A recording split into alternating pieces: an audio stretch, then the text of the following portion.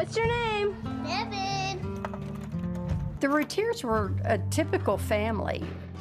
Darlie was viewed by those who knew her as a very doting mother. Hi, I'm here. The Routiers seemed to have everything until one night in June of 1996. When I went to sleep, everything was perfect. When I woke up, it's been a nightmare ever since. What woke you up? My little boy, Damon. He was pressing on my shoulder and he was saying, Mommy. Darlie has always maintained that there was a man in the house that night. Darlie says that strange man attacked her. I could see like the outline of a man that was going through the end of the living area into the kitchen. There was a sound of glass breaking. I stood up and I started to walk to the kitchen, and there was a knife laying down on the ground right outside the utility room. I picked it up. It was just like an instinct. And at that time, I could see Devon laying face up. And I flipped on the lights, and I remember screaming and screaming for Darren. I run down the stairs, and she meets me at the bottom of the stairs. She was trying to tell me that Devon is hurt. Devon. I mean, she just, the look on her face is just startling. 911, what is your emergency? Ma'am? They just stabbed me and my children. What? They just stabbed me and my children. Who did? Police spent much of the day meticulously investigating the crime scene. When the police were there, they saw a cut screen in the garage, which seems to indicate that someone cut the screen from the outside, stepped through the screen, and headed for the main part of the house. And they found bloody footprints on the kitchen floor, broken glass, bloody fingerprints, and blood everywhere. She said that she had fought off the attack. The only description of the attacker was a white male wearing dark clothing. About a week after the murders, on June 14th, the Routiers hold a birthday party at the cemetery for Devon, who would have turned 7 that day. And a local television station went out and caught it. Happy birthday to you. They sprayed silly string, which took maybe 20 seconds. They sang happy birthday, and you hear Darlie and Darren both saying, Love you, Devon and Damon. Even though we're sad because Devon and Damon aren't here, we try to hang on to what we can to get us through these times. And I recall how shocked I was at the sight of that. And I wasn't the only one who was shocked. I was really taken aback by her demeanor. I tell you, as a parent, I found it disgusting. So a couple of days after the birthday party, we get a phone call. We need y'all to come up to the station. We hopped in the car, we ran up there, and we were excited that they were getting close to catching who did this. At approximately 10:20 p.m. this evening, investigators from the Rowlett Police Department arrested Darlie Routier. We believe that the white male suspect, described by Darlie Routier as the man that attacked her and murdered her children, never existed. We also believe that the wounds present on Darlie Routier were self-inflicted. I swear I did not murder my children, I swear. Okay, this is part 3 of Darlie. I just want to tell everyone that our mini-series is no longer a mini-series, because I think by the time, I haven't even counted them, but by the time we're done, I bet we're looking at 12 episodes, because I did not take into account the discussion of guilty and not guilty. Heated discussion. In fact, maybe you should apologize also for your behavior for what? yesterday. I ain't apologizing for nothing. You They need to put the needle in her arm, and she needs to go away. Anyway, I'm Sherry. This is Outline of a Murder. Mom. What a great way to start off this episode. Almost want to use my first name so they wouldn't know who I was. After yesterday. I have done this drink, and it's called a batidos. And so it's actually from Ecuador. I'm from New Mexico, so I wanted to do something that, was Latino. And so let me know what you think, Mom. An American milkshake. Yeah, it's like American. our version of an American milkshake.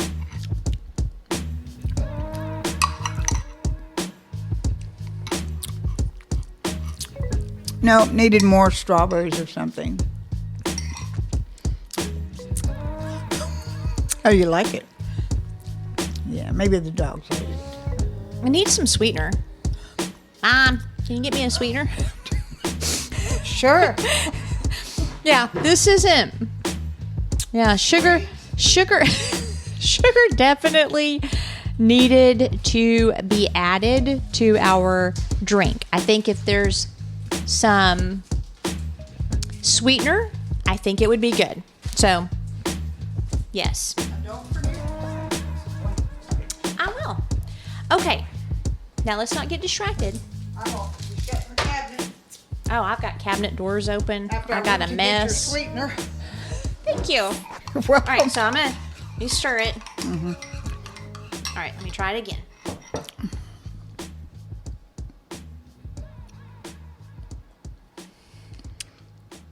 Much better.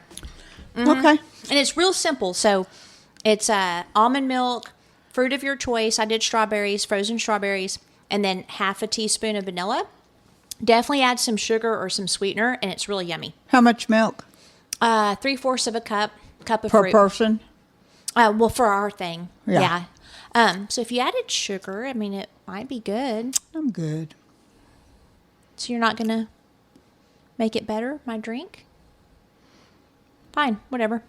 Okay, moving on. Okay, so where we started last week was a very heated ending on my part of the defense or the evidence for her guilt. I highly recommend, if you've not listened to part 1 and 2, in part 1 we go through the evidence for innocence. Part 2 we went through the evidence of guilt.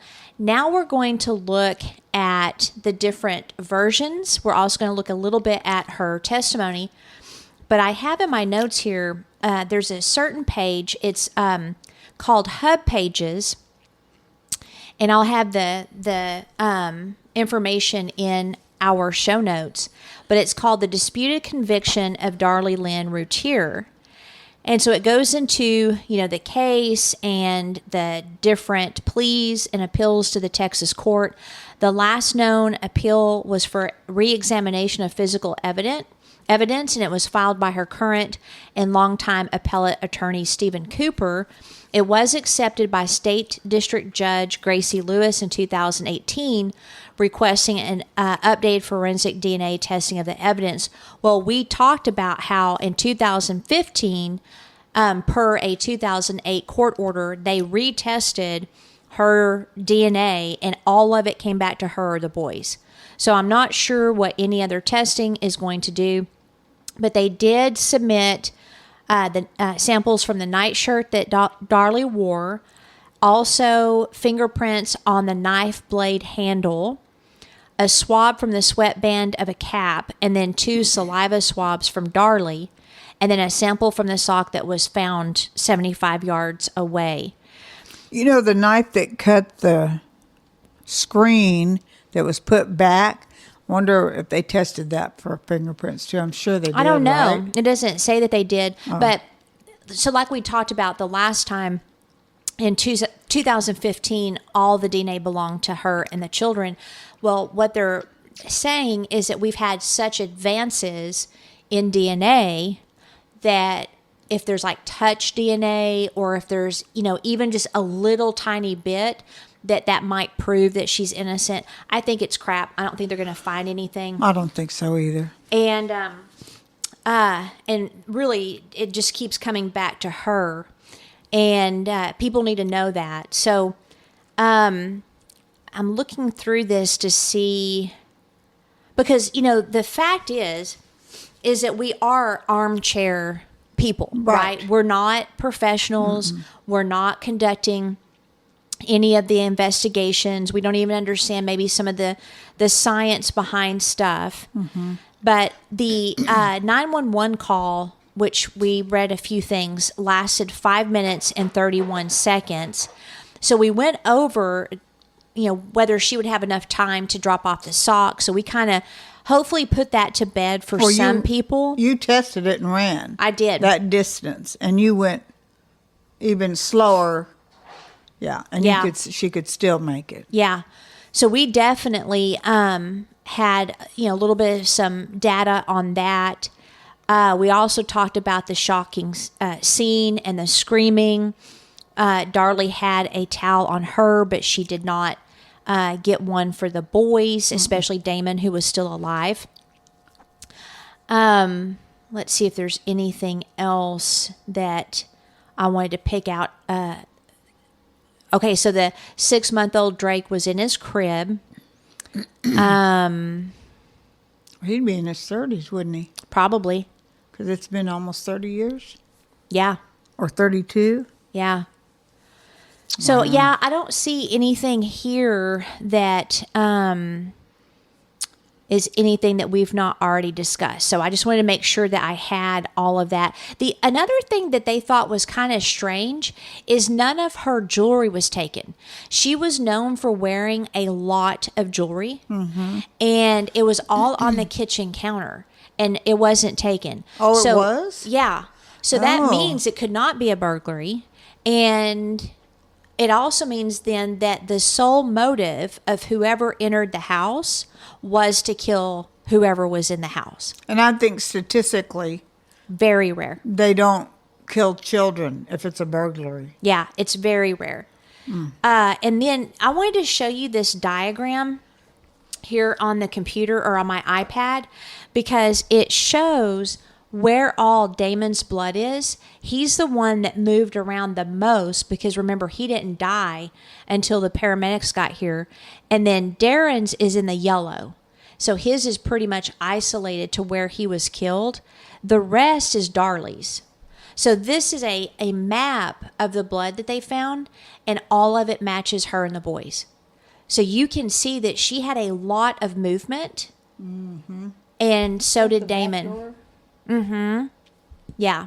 So I just wanted to show that, and I'll have, again, this link in our show notes to Hub Pages. It's a very in-depth article. It seems to be neutral. Look how much Damon had. Oh, that's so sad. Yeah. Yeah, Wait a minute. If that's the back door, why is his blood back there? Well, no, that wouldn't be the back door, but because it was on the knife. But you can see on this map the blood of Devon is pretty much isolated because he died immediately. And then you have Damon moving, but also remember she did that last stab. Oh yeah, and that's in his back. Yep. And it's apparent. So like if we look again, it's apparent that she's doing all this running around, right? And then she's bleeding a lot in the kitchen area, probably because she's staging the scene. But we also see her going over here, right? So she goes to the sink, which she says she did not go to the sink. Remember that? Yeah. So her blood is all over the sink. Very little blood is going to the utility room. So what this shows is where she concentrated most of her efforts. And it also shows that if she stabbed Damon over here on the wall where he was discovered, after she stabbed him, his blood is dripping all over the place as she moves around. Yeah. And as far as the sink goes, it showed someone had sprayed it down. Yep. But didn't you say that could be chemicals too? No. Okay. That was a different case. No. She definitely bled out in the sink because that's where I believe she cut her own throat and stabbed herself. And then, like, here's an example of inaccurate information, he said. She goes, "How could I have done these things to myself? My neck was cut from ear to ear." And so the guy's like, well, that's hardly the case because it's a 3.5-inch laceration, which was defined as superficial, like we discussed. It was not life-threatening.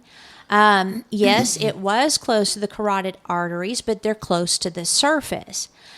She said that she had to go into surgery to have her necklace removed. That's 100% false. So you can see that, they're talking about some of the stories that she said and the reality of what really happened. And so this article is just absolutely fantastic, and it very objectively goes through all of the information. So I highly recommend it. Hub Pages, State of the, Texas versus Darlie Routier, a clear case of guilt, and I will have that in the show notes. So on that note of her lies and the fact the blood evidence shows that she was all over the place dripping her blood and Damon's, let's talk about the 6 different versions that she gave as well. Because even if you have trauma, your story is going to pretty much be consistent. Yeah. You may remember a couple things you're not aware of Later. due to the trauma, Yeah. but your story doesn't change. So if you remember a couple things, it adds to. I have heard of things where it's like, well, that's a little bit weird. People need to understand that your memory is fluid, and so we can actually change our own memories by reframing them, thinking of the situation in a different way, thinking of stuff that never ever happened. We can do that. People don't realize how fluid it is. If you, let's say you go through a painful experience, and I do this a lot with coaching, and then you're sitting down and you're sharing that experience with a good friend or someone that you trust. So it could be a professional as well, or maybe a spouse, and you're sharing this trauma. By them communicating verbally and non-verbally that they understand, you're actually rewiring that memory, and now you're placing it in a positive context. So what happens is it no longer bothers you. There's no sting. And that's why I'm a huge proponent of coaching and having people help you, because just talking can reframe the whole thing. I believe it. You know that saying, if you think it enough or lie enough about something, you actually believe what you're saying. Mm-hmm. Yeah. So the first thing is Darlie testified in court that Damon woke her up on the couch, pulling on her nightshirt, saying, "Mommy, Mommy, Mommy." Then she said she looked over and saw a man walking away through the kitchen going toward the utility room. Then she told her second story to her friends Barbara and Karen, as well as 2 nurses at the hospital, that she heard Damon going, "Mommy, Mommy, Mommy," and she felt pressure on her legs. She said that when she opened her eyes, a man was swinging a knife straight down at her throat. And she further said if she hadn't put her arm up, he would have killed her. Now, she did not mention this in her trial testimony. I think this story was created to explain the bruise. So she had to have a bruise to go with this story. But if he's slashing a knife, that would cut she have you. those defensive Yeah, ones? that would cut you. Then her third story is she told Rowlett police officer Matt Walling, and then later Barbara a second time, that she woke up to an intruder sitting on her legs and added he was rubbing a knife blade on my face. Again, she did not share this story in trial testimony. In Darlie's written statement to police 2 days after the murders, she never mentions anything about Damon saying, "Mommy, Mommy, Mommy." She says instead she woke up to Damon pushing on her shoulder and crying. Her fifth story that she told Darren is that she first woke up from the weight of an intruder sitting on her legs on the couch, where she had a brief struggle with him. In this initial version, there is no mention of Damon tapping her shoulder or saying, "Mommy, Mommy, Mommy," or a man rubbing a knife blade on her face, as she told Officer Matt Walling and Barbara. Darren passed this version of her story on to Child Protective Services worker Jamie Johnson when she interviewed him. Now, here's where this is important on the knife cut on her throat. So if she is laying down and an intruder is sitting on her legs and she's fighting him off, that would tell me probably that she is on her back. Now, she could be on her side. I could see someone sitting on the legs on the side. and her twisting to try to fight off any knife attack. But it sounds like, from what she's saying, that she was on her back. So when I did my experiments with my ex-husband with the knife, it would still be, so like if she was on her side, because where the couch was, if she was laying on the left side, because the blood dripped that way, the majority, right? So if she was on her left side, her face was facing the back of the couch. Yeah. It was very awkward with the knife to attack her throat like this.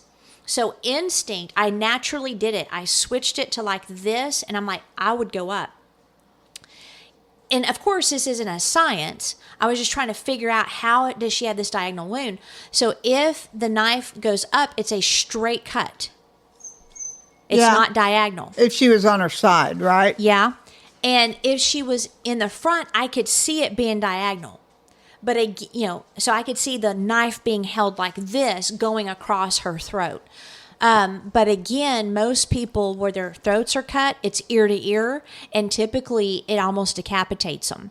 Now, of course, she's fighting, she says, but there's no knife wounds on her arms, on her hands. I can't think of any case where there's not defensive wounds with a knife. Usually the only time you don't see defensive wounds is if you're asleep.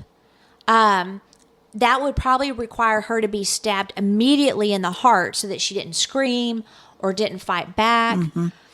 Then the sixth story is in her 2020 prison interview. So this was Death Row's Women with Susanna Reed, season 1, episode 1. She stated that she spoke up, no reason given, woke up, no reason given as to what woke her up, and saw a man going into the utility room. So like her other versions of what happened, she didn't mention an intruder sitting on her legs. There was no mention of Damon waking her up. There was no mention of fighting the intruder at the end of the bar. There was no mention of chasing the intruder out to the garage. And there was no mention of an intruder cutting her with a knife on the couch. So after 24 years, she's still changing her story. What is it now? Oh, that was the last one that I know. But I don't think anybody, if you saw your kids, if intruder was there and they were dead, would you really be going and chasing the intruder? Wouldn't you go to the children? Well, I would, but you said yesterday that you don't ever know what you would do in that situation. You don't know. I would immediately go for my kids. I'd be screaming my head off, and I would be checking on my infant upstairs. Yeah. And my husband. So now she also has 4 different versions of fighting the intruder.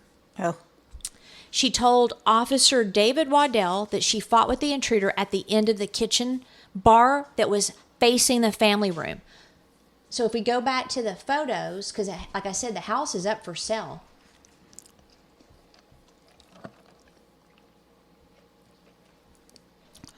I wonder how long it's been up for sale. Did someone that move into it, or it's just... I have no idea. But if she goes, so this is the living room.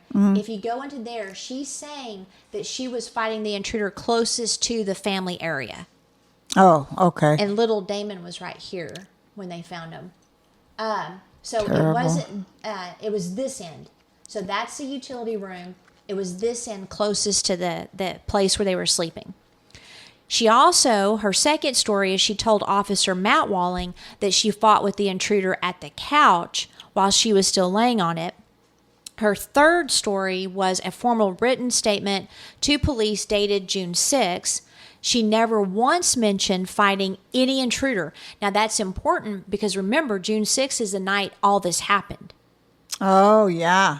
So it would be fresh in your mind. Exactly. She states that Damon woke her up. She saw a man standing at her feet, that he walked past her through the kitchen, through the utility room, and out through the garage. I would think you'd just lay there. And if not, check on your kids. If he was at the foot, why didn't he finish her off? Right. And not only that, why didn't he go after her first and then the children? Because you want to get rid of the biggest threat. The strongest threat, yeah. Her fourth and final version of finding the intruder is on the 911 tape. And remember, we read parts of it. She told dispatcher Doris Tramwell that she fought with the intruder, but didn't say where. She said, I was fighting. But in court, that was a big deal. They kept playing that tape, so they had a transcript of what originally they thought it said, because they'll always do the transcript of the 911 call. Mm-hmm. It said fighting. Well, her lawyers were like, no, she said, I was frightening. Oh my gosh. So they don't even believe her. Yeah, so they were having them listen to the 911 call without the transcript. Then they had them listen to it with the transcript where they replaced the word fighting with frightening. No one uses the word frightening. No. Because that's not how it's People used. talk, you're scared. Yeah. So it makes no sense at all. Make sense. She said I was fighting. And of course we've got the blood in the kitchen and the living room. So there's two different versions about her standing at the kitchen sink. She initially told police investigators, like we've discussed, that she never stood at the kitchen sink despite her blood being found on it, Quite a bit of blood, and too. around it. That one side of the sink was blue. Yeah. And that's why they think she sprayed it.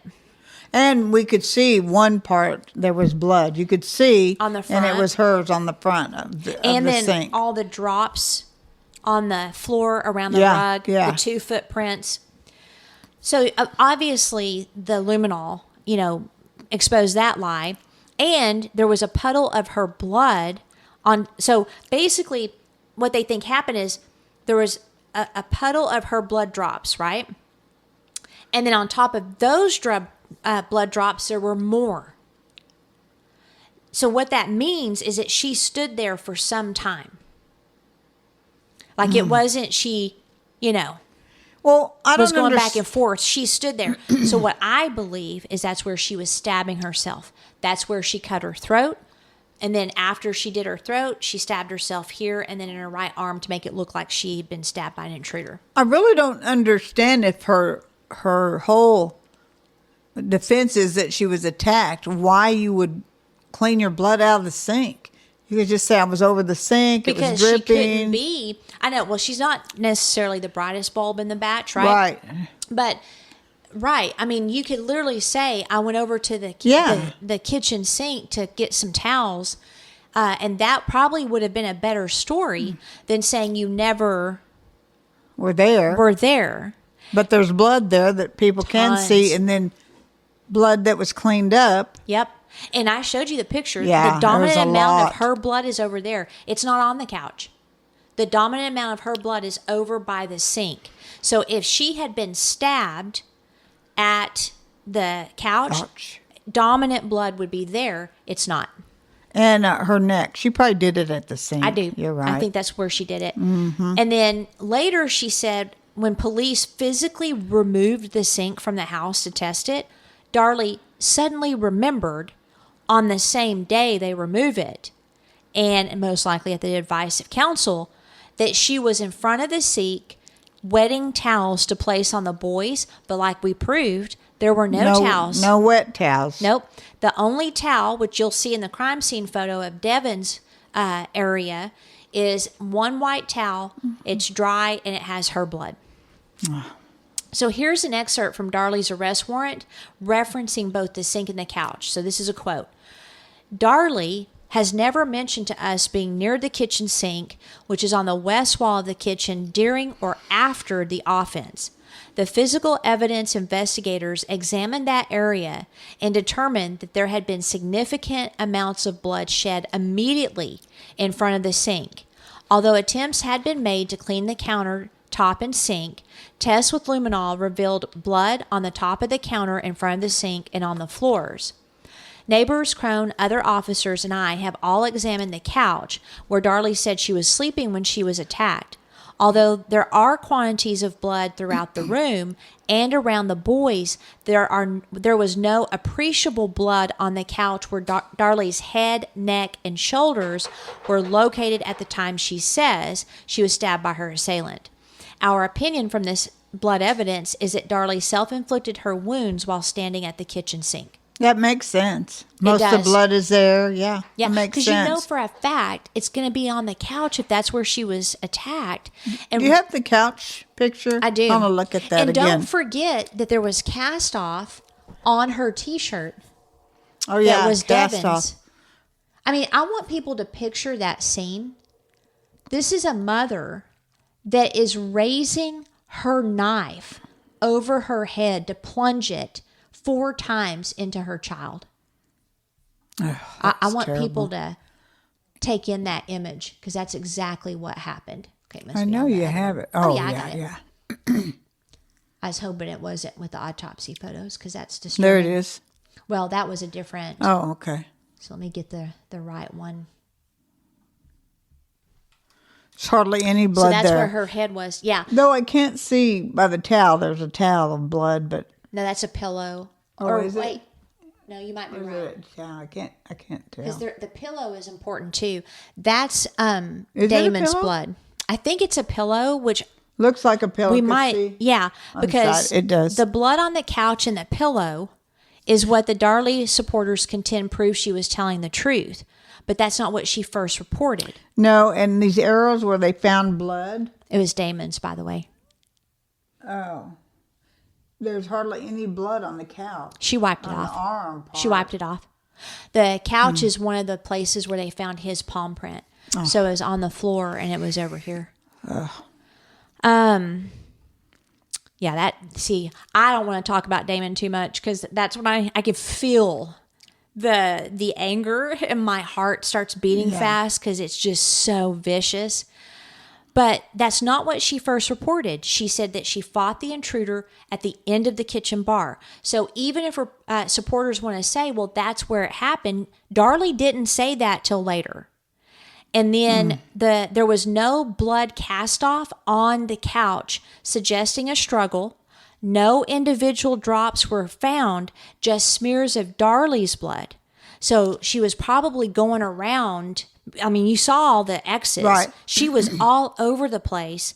And so she was doing things, trying to stage the scene. And she said she was attacked on the couch, one Yep. of her stories. Yep. That was one of her versions. Then and it then later changed it was to on the kitchen. Well, when they found so much luminol blood. testing on the side of that couch revealed Damon's handprint that she had wiped off. Because well, it would be the narrative of the story that she was telling. Mm-hmm. It's terrible. Yeah, it's pretty awful. Yeah, that is a pillow. I can tell. Yeah, now. it's a pillow. Mm-hmm.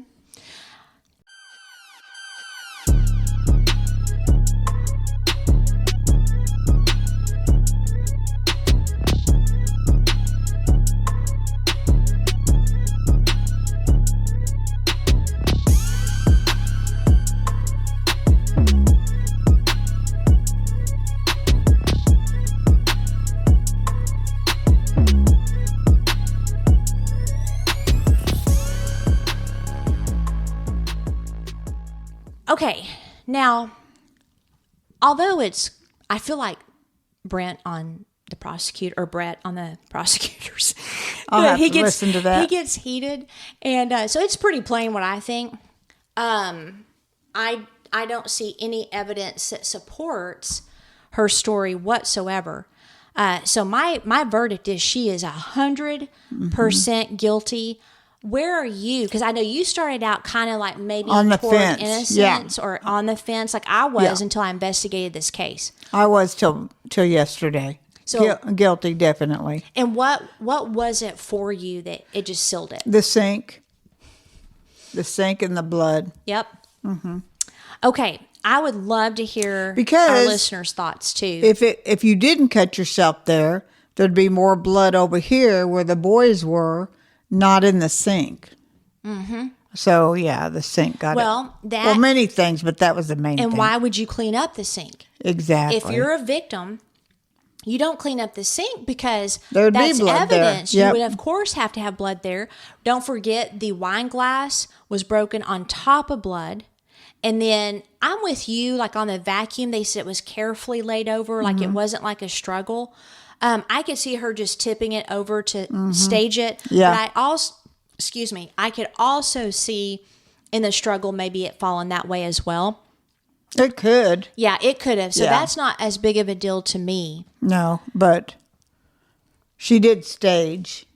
She did. So Now, what do you think the motive was? Because obviously it wasn't money.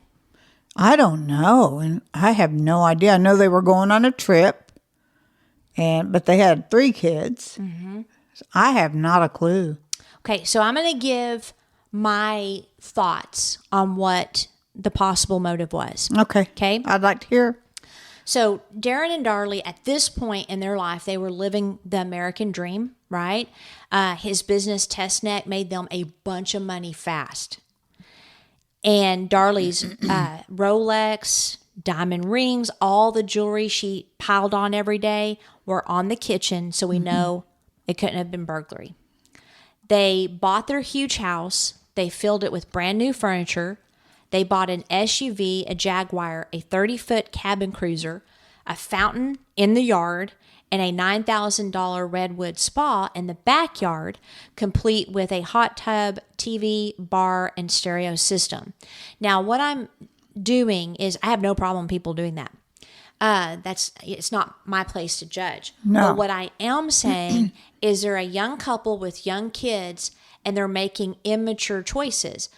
So if you think ahead, you might realize, okay, the money I'm making, let's have a plan for the future. You know, let's have our emergency savings. Let's be frugal with money. Let's be careful with money. Yes, buy some things we enjoy, but that's after you have provision for the future. Instead, what they did is they just blew it. They just blew all their money. They never had their savings. They never had that. I read somewhere that they were very in debt at the time of this. So when this happened, the business started to level out. And Darren, his contract work decreased, but their spending didn't. So that's where the debt comes in. Darlie started having bouts of depression after Drake was born. And that's the infant. She had gained weight and she was stressed over the finances. She was taking depression medication prescribed by her doctor. And then a diary entry on May 3rd, a month and 3 days before the murder, stated that she hoped her boys would forgive her for what she was about to do. Oh. She said, quote, "My life has been such a hard fight for a long time, and I just can't find the strength to keep fighting anymore." A close friend testified about the depression in court, and other friends noticed she was not her usual self. She said that she was tired of arguing over money with Darren. She also seemed more aggravated with the kids. But that also sounds like a suicide note. Maybe. To me. It could go either way. It could go either way. She's either planning on killing them or she was going to commit suicide and hope they could forgive her. I wondered if she had postpartum. That's what I was just going to ask you. I wonder if she did since the baby. Yeah, it wouldn't surprise me. But back then, though, that wasn't really a thing. No, it wasn't. Andrea Yates, the one that drowned all her boys. That's what started all of the... She is the best example of postpartum. Yeah. I think it's crappy what she did, but that woman was out of her mind. What makes me mad about her and her husband is the doctor warned both of them, do not have any more children. You are not going to be able to handle it because, that would happen every time. Awesome. I love my clock. So anyway. Well, and also, a lot of people were angry at him because the doctor had told him not to have kids. And then he later stated, well, I knew she was acting funny and real depressed. And then you leave her with the kids. Yep. But yeah. So I think both of them are crappy for that. Yeah. But here's the thing. Normally with postpartum, the murderer is very passive. So what that means is if you look at Andrea Yates, she drowned them, which is more passive than stabbing your child with fury in the chest, okay? Then if you look at, was it Susan Rice, or she's the one that put her kids in the car and just let it roll into the Yeah, but lake. she did that because she was in love for a boyfriend. No, I know, but it was more passive. Oh, yeah. It's pretty darn rare in postpartum where a mother actively stabs her children, even a gun. I know it's like, well, all of that's violent. I get that. But a knife is so personal and typically rage-filled versus shooting someone because you're depressed and then yourself. That's common. Or the water situation. So, but I do think there was some postpartum. Because it is a real thing, but back then when this happened, it wasn't even, it just didn't happen. No. No one believed it was even a thing. And I think when it came out, if she had that, and then they're having the financial troubles, the life she loves, because she was very materialistic. So the life she loved was being threatened. Okay. But there was no money. Well, I have an opinion on that. Oh, okay. Of what the purpose was. So when investigators went to Darren's office, his business office, it was unoccupied and seemed to have been closed for a while. Oh, I wonder if she knew. On May 9th, they received a letter from American Express demanding... Really? Can you put your phone on silent? Yes. American Express demanding an immediate payment of $1,000. On May 23rd, they received a notice of foreclosure on their house. Oh. They had, get this, over $200,000 of personal debt. They had been turned down for a $5,000 loan that Darren applied for at Bank One on June 1st. Darren said it was for a family vacation. Later, he said it was to buy a pickup for Darlie's sister. They owed $10,000 in back taxes. The Jaguar was broken down along with the cabin cruiser, and they didn't have any money to fix it. Now, it still doesn't explain why she didn't go after Darren to get the $800K and why she went after the kids. But I wanted to reveal the state of mind, right? This is their life. Go ahead. It's, the latest he tried to get money was June 1st. They're dead 5 days later. So they have all of this financial pressure. And I remember when we only had $56,000 of unsecured debt, we could barely pay our bills. I didn't know how we were going to eat. And it was stressful, for sure. I can't imagine $200,000. And also, she may not have gone after him because the baby was upstairs, and that'd be obvious the wife did it when you kill a husband. Someone in the house. I actually think she loved him, actually. You do? I do. Can someone like that really love, though? I don't know. But her version of it, because, psychopaths, they have their people. So I don't know if it's a love as much as that's their people. Yeah, yeah. Does that make sense? That makes sense, yeah. Then Barbara, one of her friends, stated in a YouTube interview that Darlie and Darren had been fighting every day for weeks over money. Darlie had supposedly told her housekeeper the day of the murders that there was going to be a big fight that night. And supposedly, Darlie told Darren she wanted a divorce. We can't confirm any of this, but if true, it adds to her emotional state. So if it is true... I don't think no one would ever admit that, though. So do you think... Well, that was her friend, though. I could see her talking to her friend about it. But do you think that... Okay, she could still love him, but recognize this isn't working. Or... if you're correct, and she didn't love him, but it would be too obvious of a murder. Mm-hmm. That's what I was thinking. And who would kill their children like that? Her. Well, I know, but I'm just saying, you kill a husband, it's sort of a given that Yeah. But you kill your children. But there was supposedly no monetary advantage. In fact, it cost him $4,000 more than the insurance. Yeah. So. But when you stage a murder or an intruder and a theft, you have to make sure you take your jewelry off the counter. Right. And don't wash up the blood. Right. Yeah.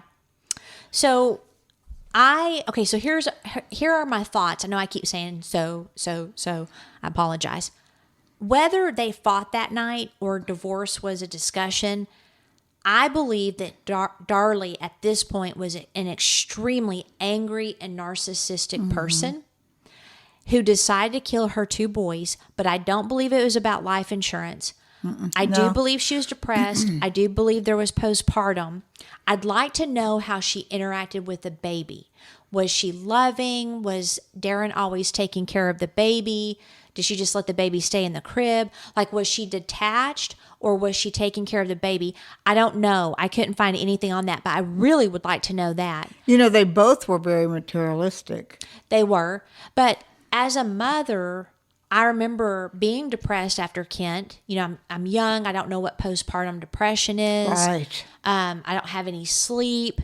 He developed colic really early. It was a really tough time, but there was no way my son was going to sleep in another room without me there.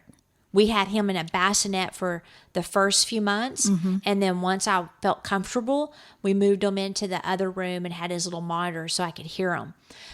So the fact that she's sleeping downstairs, maybe moms do that. You know, every mom's different, but I would not be downstairs and my infant upstairs. Now, well, the baby was with Darren. Yeah.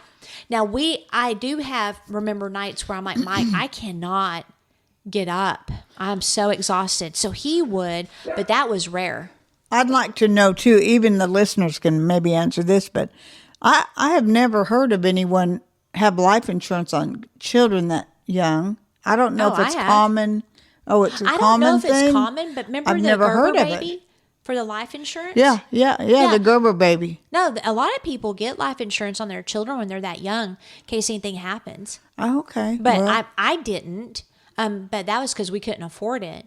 And I think it's more like, you know, SIDS or if there's an accident, and just to cover. It's a very minimal amount just to cover funeral expenses. Okay, makes sense. I just haven't heard anybody do that before.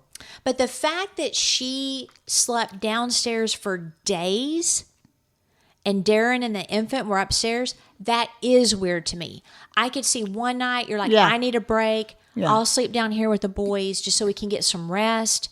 But days that infant was upstairs with Darren. Well, and their marriage was in trouble too. It had to be. You know, I know this probably doesn't matter, but I'm curious as when the life insurance policies were done.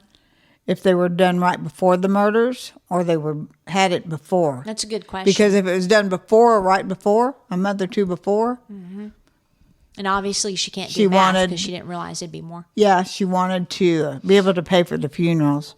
Which even she couldn't do that right. Yeah. Cost her money. So I believe that she had been pondering it for a while and that she was sleeping downstairs with them, working up the nerve to do it. She went to the kitchen, grabbed the butcher knife, or grabbed one of the knives. Well, no, she might have cut the screen before she attacked her children. Put that back. She gets the butcher knife. Why would you put it back? She gets a sock from the utility room or the family room. We know it was clean, so I'm thinking maybe it was in the laundry room. She went over, stabbed Devon first, who did fight back. She then stabbed Damon. She then ran out of the house, deposited the sock, and then returned. And the reason I believe she did that before she stabbed herself is there were none of her blood drops on the sock or the ground. So, you know, she'd be running, her blood would be everywhere. So she had to deposit the sock before she wounded herself. We know it was her because her skin cells were inside the sock at the toe end. Now, people might be like, well, that could have happened during laundry. Okay, I can get that. But if it was from putting her hand in there to pull the sock out to where it's the right side out, that could be a possibility. But then if the killer had the sock, her blood would need to be somewhere on the sock. Yeah. She returned to the house realizing, crap, I gotta wound myself. I can't do it with the sock. So she decided, okay, I'm going to do it with the same knife, but I'm going to let them know I touched the knife. So I believe that she cut her own throat, stabbed herself in the shoulder with her left hand, and then used her left hand to stab herself in the right forearm. She grabbed a towel and held it to her wound as she cleaned up the sink area by washing the blood down the drain and wiped the cabinets down. She noticed her footprints and tried to wipe those up. At some point, she realized that Damon was alive after she inflicted her own wounds, so she went over, stabbed him again in the back, as the blood evidence tells us, and then started screaming and dialed 911. You know, I was just thinking the reason it was in the sink. So when you cut your neck, doesn't it spray? Wouldn't the drops be a telltale sign? And that's why she cleaned that sink out. It can. Because of the blood evidence would have shown. Yep. You know how they do cast off. They do all those different things. It would have shown. Oh. Now, what I want to do is we're not going to go through all of her testimony. But what do you think with my scenario? Do you think that's? Oh yeah, 100%. You think that's what she did? Yeah. And we could, there could be variations, of course. But reading her testimony is very interesting. I'm surprised she got on the stand. I'm not. Not at all. She would 100% do it because she thinks she's a master manipulator and she's smarter than everybody else. Smarter. Mm-hmm. So this is interesting. She's 27 at the time she's on trial.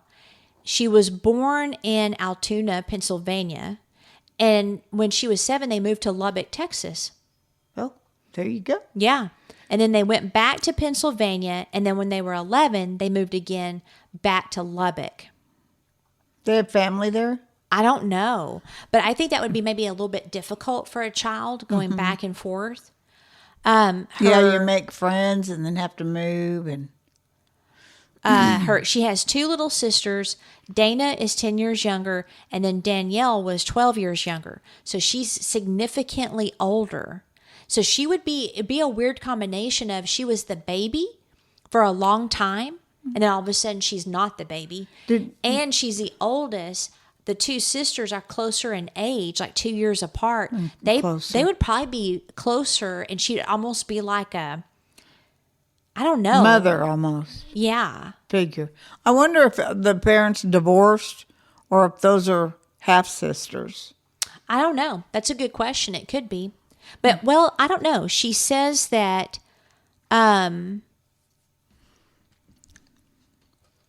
it was herself, her mother, her father, and her 2 little sisters. Oh, okay. So she graduated from Lubbock, and it was when she was in high school in Lubbock that she met Darren. She was 15, and he was running or helping as an assistant manager at a place called Western Sizzler, a steakhouse in Lubbock. I remember those. And she said that she met him on Mother's Day, and she said, my mother kept telling me that this was a great guy that worked at Western Sizzler with her, and she brought me in, introduced me to him, and she said we hit it off, and they started dating. He's 2 years older than her. Mm-hmm. They then got engaged in Purgatory, Colorado. Hello. Oh, Purgatory. Maybe a red flag? Right. They were on a ski lift when he asked her to marry him, and so they married after she got... graduated high school. So all that to point out, she did not have her youth past high school, right? Right. And that's important. Like I remember being that age, married, I have a young kid, and I remember thinking, man, am I missing out on anything? Like if we would have waited or, because you're just young. I wouldn't have traded Kent for anything, but I do remember feeling, man, I'm so young. I didn't have the college experience. I didn't have all of that stuff. So they get married, and then they move to Rowlett. They open up their business, and she actually was like a co-equal in that business. Oh. She was super smart, believe it or not. Not too smart. She did a lot of work on the circuit board, so she definitely had some smarts. They expanded the business in 91. In 92, they moved into the building that they had. But for a while, they operated the business out of their apartment. She talked about when she was pregnant, that 2 days after they moved into their home, the pizza man shows up. And the real estate agent, I guess, showed up, and her water broke. Oh, no. Yeah. But the first son was born June 14th, 1989, Devon. So they got married in 88. So it was not long at all before they had kids. I think that's pretty common, though. And then Damon came in 91. Mm-hmm. They moved to their new home in 93. They're still operating the business out of their home. And she talked about the different things they enjoyed doing with the boys and eating out and all of that. And then it was in 95 that she had the third child. So there was actually quite a bit of time.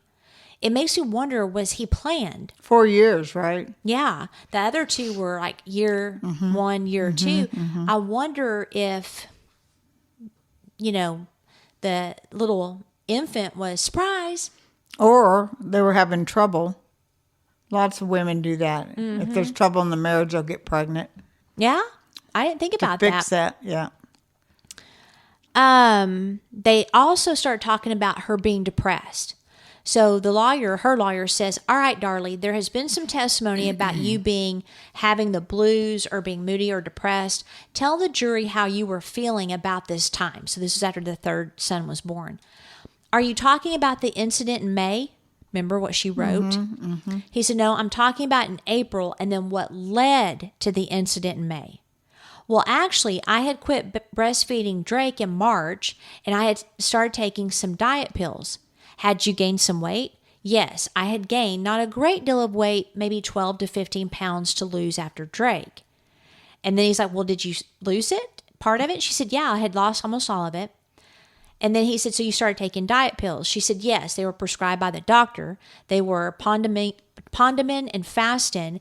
And the reason I got on those particular pills was because I knew a lot of women that had been on the pills that had a very high success rate they didn't have a lot of side effects that had been told that the older diet pills have.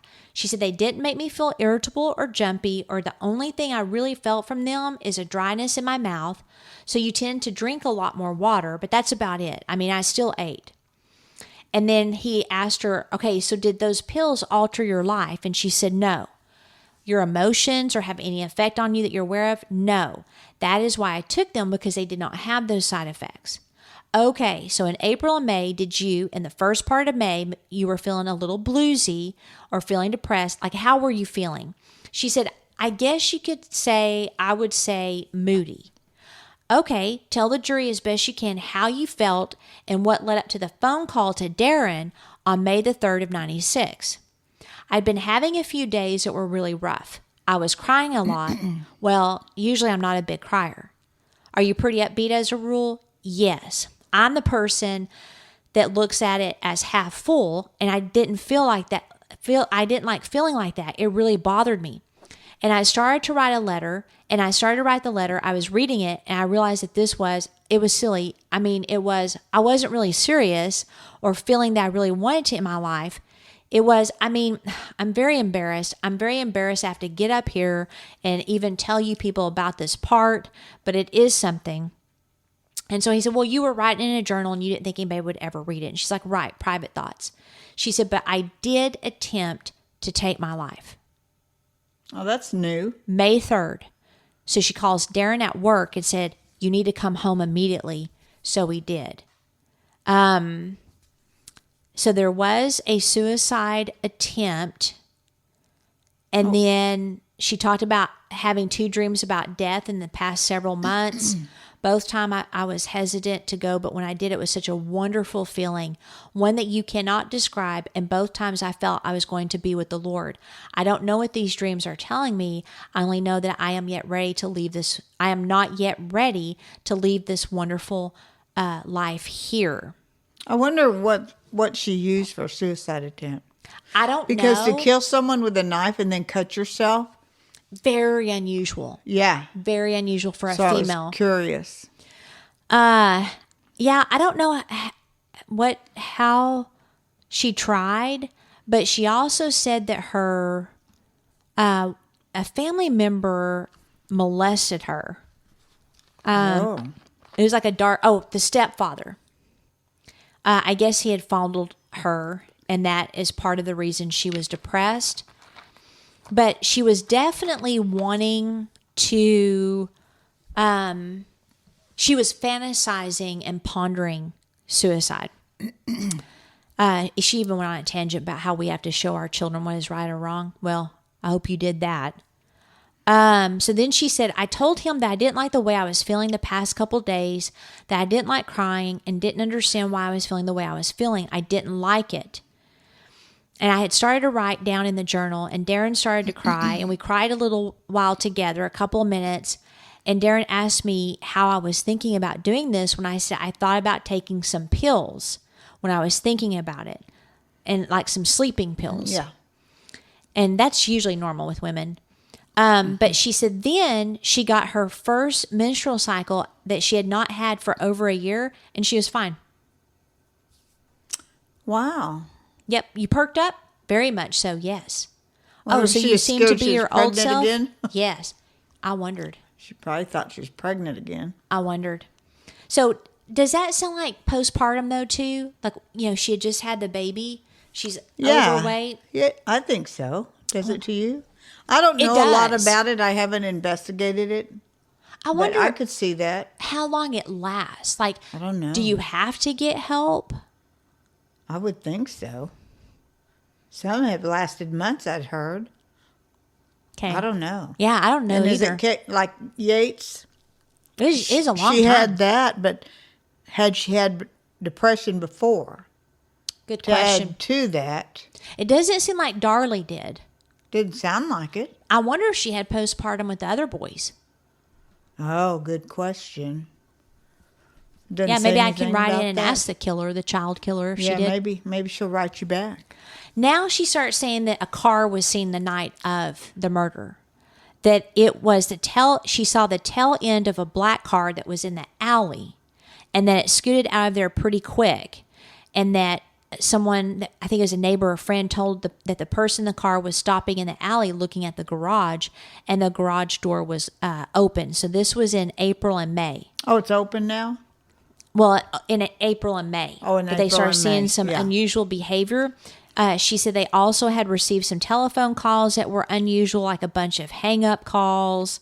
They wouldn't say anything. So now she's trying to set up a scenario where someone is stalking the family or, Yeah, because I would think if you're going to kill somebody, you're not going to do all that. You're just going to go kill them. Exactly. Maybe stalk, when they come home and all of that. But why would you, if you're going to kill them anyway, bother to make phone calls? Well, I could see that one dude that we did the case on last season where he would call the family to torment them. Oh, yeah. But that's sort of rare, I would think, right? It does seem rare in all the cases and stuff we've watched. Then they talked about the gate, because the gate was a big deal. Because remember the backyard? So if the guy left through the window out the back gate, he would have had to have gone through the gate to get away. Right. But the gate was broke. Oh. And so the gate was broke? Yep. Now, she said, did the gate get fixed? Yes, he fixed it. I had a lady that had just been over the night before that had a Pomeranian, and I have a little Pomeranian. We were breeding the dogs, or trying to breed the dogs. So I wanted to make sure that the gate was locked, because the first time we had to breed them in the house, and dogs are animals, period, and are very funny about being around people when they're breeding, and they don't like to be around people. And they make a lot of racket, a lot of noise, blah, blah. Okay, so you are going to put the dogs in the yard, and I assume you want to secure the gate. Yes, sir. So they couldn't get out. Right. I didn't want to be responsible for losing someone else's dog. And Darren was handling that chore that evening? Yes, sir. Okay, so did he complete it or advise you that he completed it? Yes. He later told me that he had fixed it. So it wasn't. It wasn't fixed. Did they bring that up, that it wasn't fixed, the prosecution? Oh, I'm sure. Yeah. I'm sure. They also asked about the, vacuum cleaner, why was it out? And she said, well, I had to do some vacuuming on the runners, the runners that people had back in the day to protect the carpet, the high traffic areas. She said the boys had come in, they'd gotten some mud and dirt on their feet, and so she had the vacuum out to clean that up. I'm not too worried about the vacuum, though. Yeah, I'm not either. Because it could fall like that. It could fall to the side. It could fall. Yeah. And she vacuumed. And she said that night that Devon fell asleep in front of the TV and that Damon was laying there watching it, but he wasn't asleep yet. And so Darren came in, because I guess the baby was laying on her, and he came in and said, hey, the baby's, or she said the baby was fussy. I gave him a bottle. And then Darren said he was going to take him upstairs and rock him. She said, I usually rock him every night and sing to him, but Darren said that he was going to do that and he wanted to watch the news. And I don't really like to watch the news. Right. So that's part of how they ended up in separate locations. Now you can see in her testimony, once she gets with, the prosecution, she gets angry. Yeah, her demeanor, of course, changes, but she gets a little smart aleck. Yeah, situation. But I wouldn't be doing that in front of a jury. She mentioned, how Damon was lying beside the couch, and he was laying there with his little kitten, and I was laying on the couch with Drake, and then, of course, he goes upstairs. There was also records that became disputed in the trial. So these right here, and then I think I have another picture of the couch right here. Can you? Yeah. These records become important because in the records were life insurance policies, all kinds of stuff that it looks like she was going through before she killed the boys.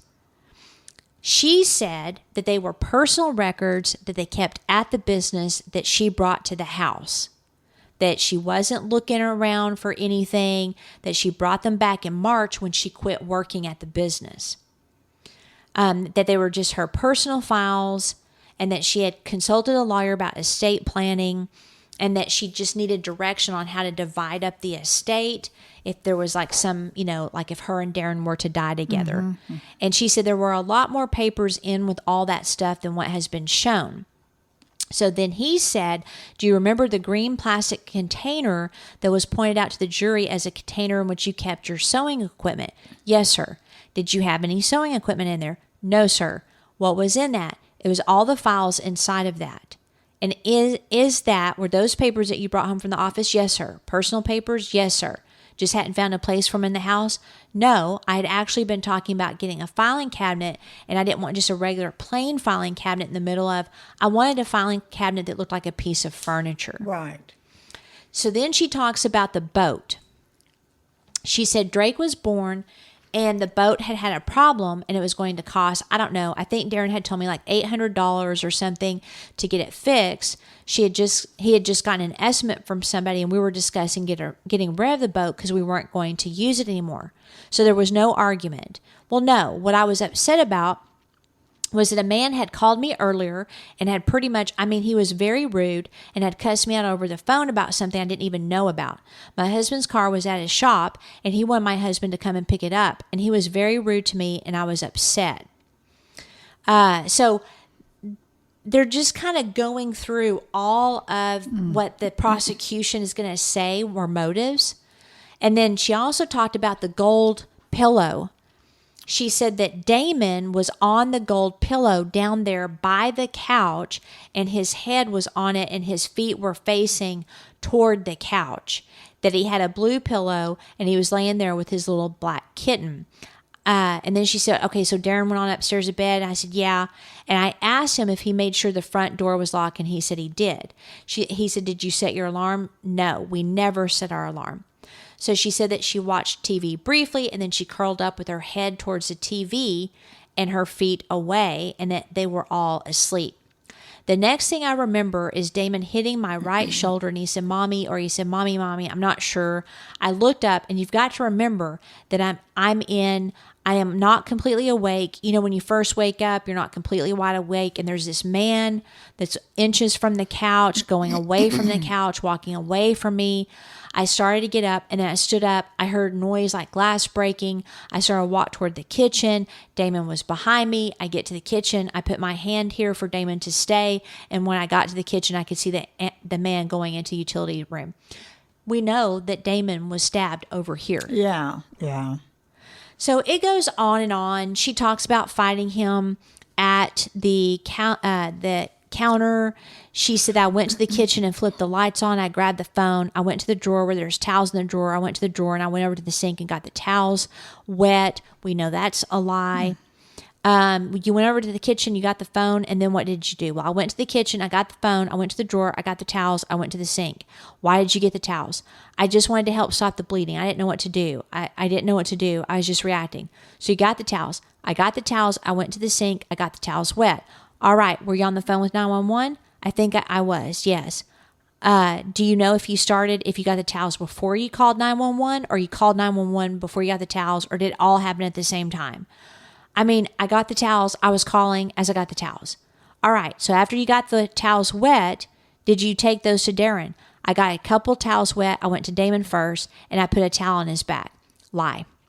Mm-hmm. She said that she also, that Darren was blowing into Devon's mouth. You could hear the wounds in his chest. I didn't know what to do. I just put a towel on his wound. Yeah, but there's no towel with his blood on it. Right. So she has to talk about the towels to explain the blood in the sink. Mm-hmm. Okay, so that's the whole purpose of the towels. I'm sure prosecution had to have asked, well, how come none of the towels were wet? Exactly. This is weird. Darren, and there was another, I think he was a paramedic, they tried to help me over to the stretcher, and when I stood up, Darren said something to me that my panties were gone. That's the first time that I realized that my panties were gone. Well, I would know. Yeah. I mean, I think you would know if you're going commando. If your panties are gone. And where are they? Did you take them off and you just didn't put them back on after a shower? I mean, what's up with the panties? So the only thing I can think of is she's trying to imply that the intruder was trying to rape her. Mm-hmm. But we know that's not the case. Mm-hmm. Let's see. Oh, and the bruises, they go into that. And then she said, okay, I'll ask you, Darlie, while you were there in the hospital, you realized anything unusual about the inside of your mouth? Yes, sir. What was that? My mouth was very sore. It felt kind of raw inside. Do you know what caused that? I don't know what caused it. I can tell you that. I can speculate. I can tell you what I think caused it. Well, what do you think caused it? I think that the man had his hand over my mouth while he was attacking me. Oh, There was no recollection. No. There was no hospital report that said that she and had... there'd be DNA. Had that. And then she also blamed a few people, a neighbor. I mean, she blamed a lot of people for killing her kids, told people, I know who it is, it's this man. And they were able to say without a shadow of a doubt that it wasn't.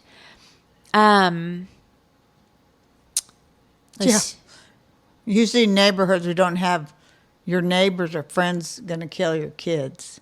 That's rare. It can happen, but... They were also trying to figure out, why do you have someone who comes and cleans the house and you feel the need to vacuum that same day? Oh. So that was a big deal. So then she gave the story about the boys. They go back into the gate, and now the prosecution's like calling her bluff. And that she would have to lift the gate up to try to get it to open because it was not fixed. But there were a couple things. Did she have an answer for that when they said that? No.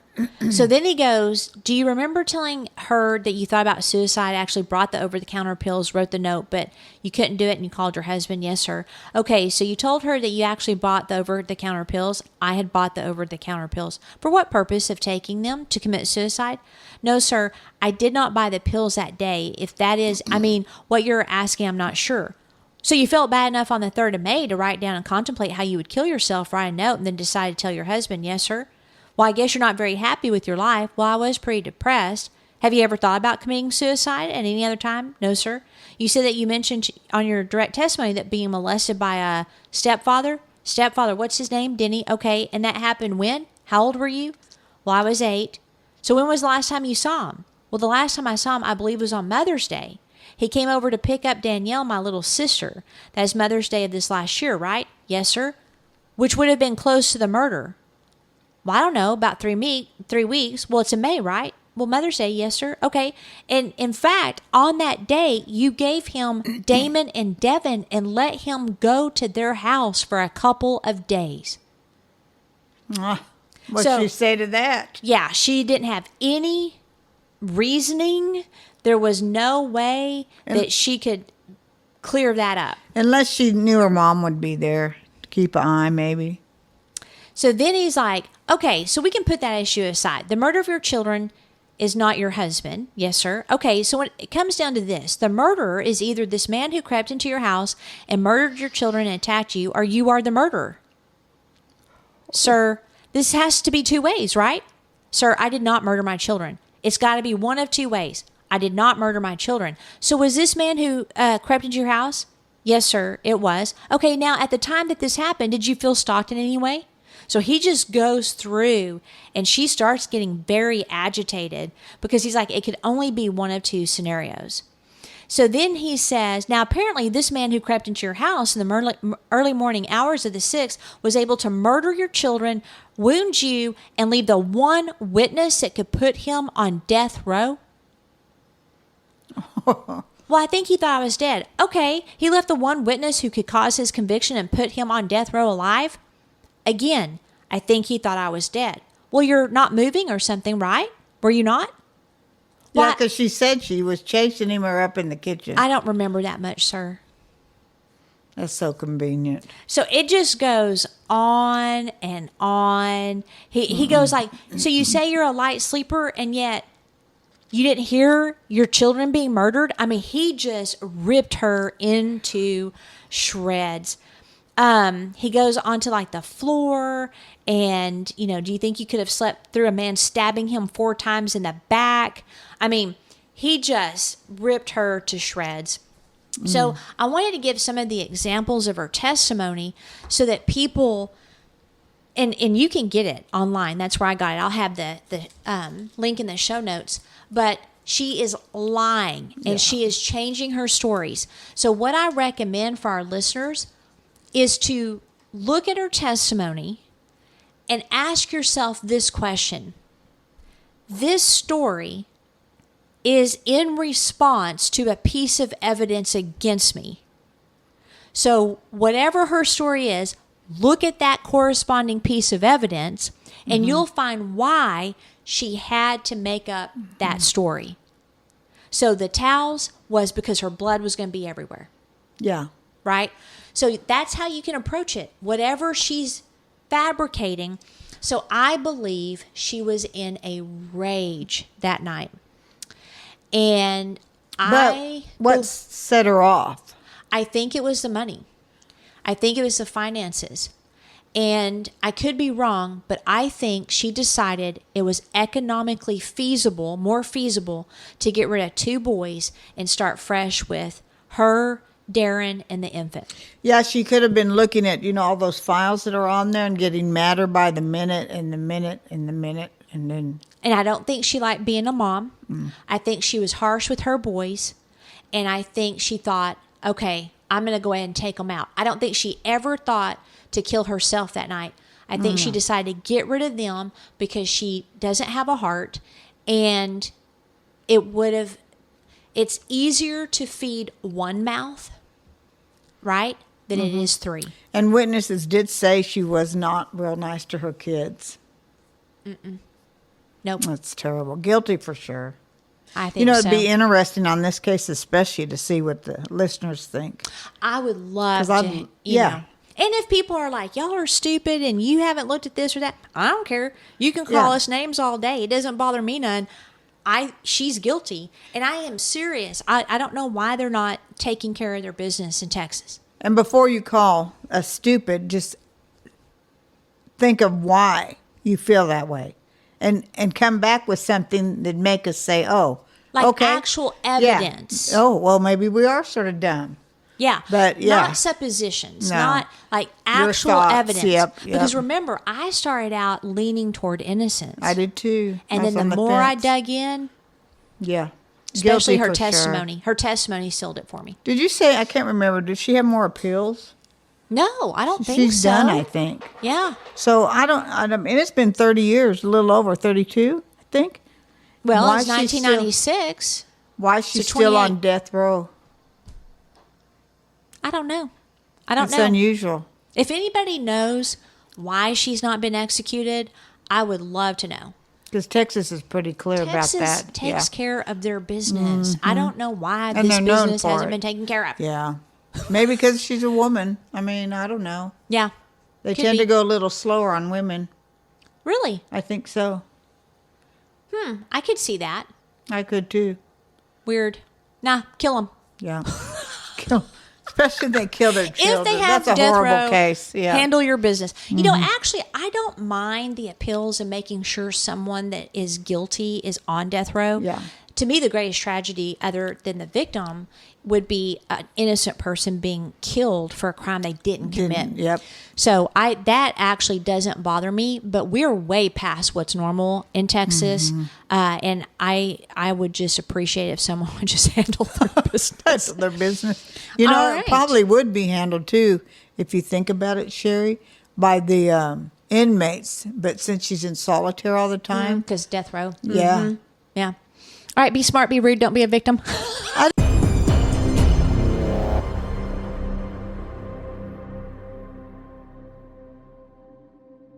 Outline of a Murder is a Mr. Joseph production. What do you think, Joseph?